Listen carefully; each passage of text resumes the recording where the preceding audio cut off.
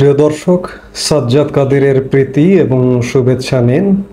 এই মুহূর্তে আপনাদের সামনে কথা বলতে এসেছি মোদি ইউনূস বৈঠকের নেতিবাচক প্রচারণার সুফল পেতে শুরু করেছে বাংলাদেশ। এই প্রসঙ্গটি নিয়ে এই মুহূর্তে কথা বলবো।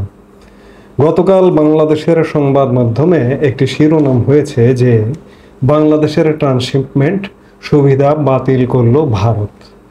এই ট্রান্সশিপমেন্ট সুবিধাটি কি? সেটি হচ্ছে যে ভারতের ভূখণ্ড ব্যবহার করে বাংলাদেশের পণ্য তৃতীয় কোনো দেশে রপ্তানি করবার যে সুযোগ, সেই সুযোগ বা সুবিধাটি ট্রান্সশিপমেন্ট। আর এটি বাতিল করেছে গত পরশু ভারতীয় কর্তৃপক্ষ। খবরে বলা হচ্ছে যে ট্রান্সশিপমেন্টের মাধ্যমে ভারতের ভূখণ্ড ব্যবহার করে বাংলাদেশের পণ্য তৃতীয় দেশে যাওয়ার ব্যবস্থা বাতিল করেছে ভারত। এর ফলে ট্রান্সশিপমেন্টের মাধ্যমে স্থলপথে বাংলাদেশের পণ্য নেপাল ও ভুটানে যাওয়ার সুযোগ আপাতত বাতিল হলো।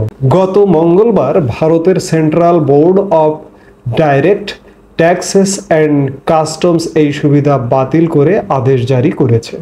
এর পাশাপাশি 2020 সালের 29শে জুন দেওয়া এ সংক্রান্ত আদেশও বাতিল করা হয়। ভারতের central board of indirect taxes and customs website সূত্রে এ তথ্য জানা গেছে।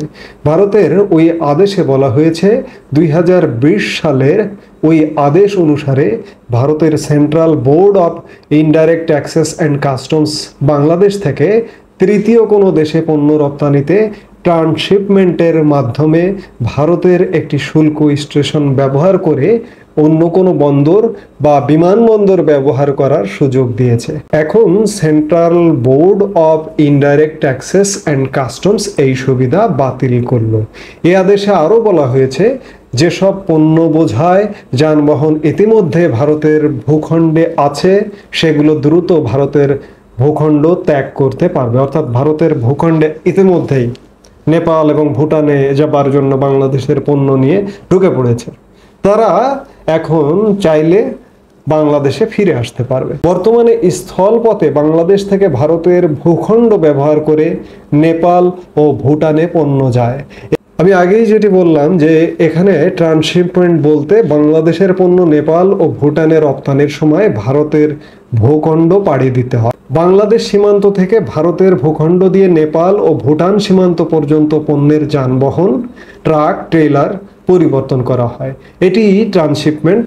ভারত এখন এই ট্রান্সশিপমেন্ট সুবিধা বাতিল করলো। চারিদিকে এত নেতিবাচক খবর, এসব খবর শুনছি, দেখছি আর বিস্মিত হচ্ছি। অবশ্য ভারতের পররাষ্ট্র মন্ত্রণালয় গতকালকে একটি সাংবাদিক সম্মেলনে পররাষ্ট্র মন্ত্রণালয়ের মুখপাত্র রণধীর জয়সওয়াল বলেছেন যে নেপাল ভুটানে পণ্য রপ্তানিতে বাংলাদেশের বাধা হবে না। তিনি কিসের ভিত্তিতে বললেন আমি কোনো গণমাধ্যমে এটি বিস্তারিত আসলে পাইনি, শুধুমাত্র তার এমন একটি বিবৃতি দেখলাম যে নেপাল ভুটান রপ্তানিতে বাধা হবে না। এখন তিনি কথার কথা বললেন কিনা সেটি প্রশ্ন, কিন্তু ট্রান্সশিপমেন্ট বাতিল করেছে বাংলাদেশের, এটি একটা বড় প্রশ্ন। এই যে নরেন্দ্র মোদীর সাথে মোহাম্মদ ইউনূসের বৈঠক নিয়ে বাংলাদেশের সরকারের পক্ষ থেকে যে উল্লাস প্রকাশ করা হলো এবং যা নয় বৈঠকে যা আলোচনা হয়নি তাও তুলে আনা হলো, এটি ভারতীয় গণমাধ্যমে প্রকাশিত হয়েছে। ভারতের পররাষ্ট্র মন্ত্রণালয়ের ওয়েবসাইটে, এক্সটার্নাল অ্যাফেয়ার্সের ওয়েবসাইটেও কি কি বিষয়ে নরেন্দ্র মোদী এবং মোহাম্মদ ইউনূসের আলাপ হয়েছে সেগুলো তুলে ধরা হয়েছে।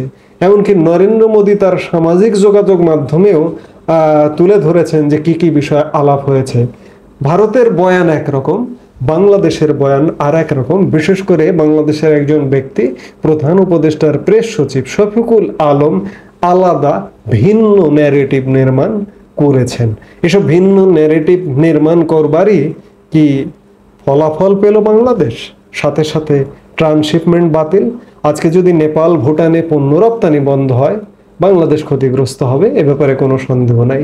এই যে আজকে আমরা যে মুহূর্তে কথা বলছি, ইতিমধ্যেই মার্কিন যুক্তরাষ্ট্রে বাংলাদেশের উপর বাড়তি শুল্ক আরোপ হয়েছে এবং এই শুল্ক আরোপের ফল যে অত্যন্ত নেতিবাচক হবে, এটি আমরা বেশ কয়েকদিন ধরে শুল্ক আরোপ থেকে বলে আসছি।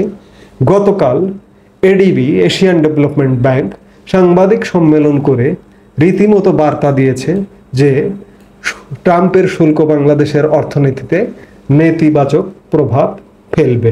এটি একটি শিশু বোঝে, কিন্তু বাংলাদেশের অনেক জ্ঞান পাপী বলছিলেন এবং সরকারের তরফ থেকেও বলা হচ্ছিল যে এটি নতুন দুয়ার উন্মোচন করবে বা এটি কোনো প্রভাব ফেলবে না। প্রভাব যে ভয়ানকভাবে ফেলবে, আমাদের দিকে চারিদিক থেকে যে নেতিবাচক চাপ আসছে, এই চাপ আমরা যে কিভাবে সইব, এটি বড়ই চিন্তার বিষয়, সুচিন্তার মানুষদের জন্য চিন্তার বিষয়। কিন্তু যারা অবিবেচক, বিবেচনার অভাব, তারা মনে করছে এগুলো কিছু না। কিন্তু বাংলাদেশকে যে আমরা ভিক্ষুকের জাতিতে শীঘ্রই নামিয়ে দিচ্ছি, সেটি এই যে নানা রকম চাপ, অর্থনৈতিক চাপ, রপ্তানিতে চাপ, এই যে ভারত থেকে চাপ, ভারত থেকে আগামী দিনগুলোতে আরও নানা রকম চাপ আসতে পারে। কারণ আমার দেশে সমানে ভারত বিরোধিতা করা হচ্ছে। মোদি ইউনুস বৈঠকের পরেও ভারত তাদের অভ্যন্তরীণ বিষয় নিয়ে কি করবে না করবে আমরা মন্তব্য করছি, আমাদের সরকারের তরফে মন্তব্য করা হচ্ছে। বাচ্চা সমন্বয়করা পর্যন্ত নরেন্দ্র মোদীকে নিয়ে মন্তব্য করছে। ভারতের জনগণ কিন্তু বাংলাদেশের উপরে প্রচণ্ড সংক্ষুব্ধ। এই যে নরেন্দ্র মোদী যে বাংলাদেশের প্রধান উপদেষ্টার সাথে বৈঠক করেছেন, এটি নিয়েও ভারতের জনগণ কিন্তু ভয়ঙ্কর ক্ষুব্ধ। সেই জায়গা থেকে ভারতের জনগণের চাপে আরও নানা রকম নিয়ন্ত্রণ আরোপ আসতে পারে এবং নিয়ন্ত্রণ আরোপ হলে বাংলাদেশ কি পরিমাণ ক্ষতিগ্রস্ত হবে আপনি যদি ভেতরে যান বুঝতে পারবেন। আমি বারবার কিছু স্পর্শকাতর বিষয় নিয়ে বলি। ভারত যদি শুধুমাত্র একটু নেতিবাচক অ্যাটিটিউডে যায়, আমাদের যে সর্বোচ্চ রপ্তানি খাত পোশাক শিল্প ভয়ানক ক্ষতিগ্রস্ত হবে।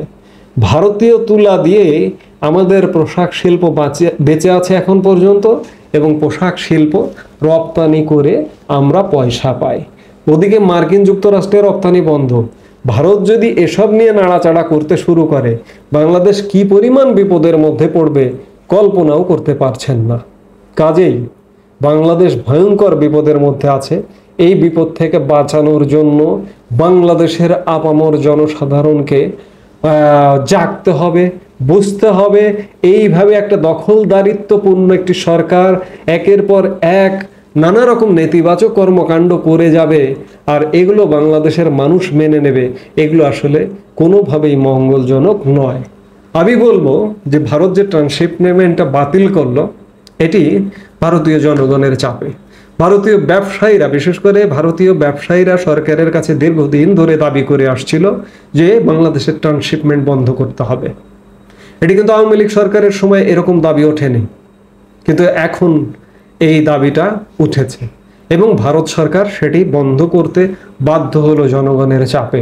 এবং ভবিষ্যতেও ভারতীয় ব্যবসায়ীদের জনগণের চাপে আরও বেশি যদি বাংলাদেশের উপর নিয়ন্ত্রণ আরোপ করে, অবাক হবার কিছু থাকবে না। এই মুহূর্তে এ পর্যন্তই। সবাই ভালো থাকুন, সুন্দর থাকুন। আমাদের ভিডিওগুলো নিয়মিত পেতে সাবস্ক্রাইব করুন Sajjad Kadir and the legends YouTube channel এবং লাইক, কমেন্ট, শেয়ার করে সাথে থাকুন।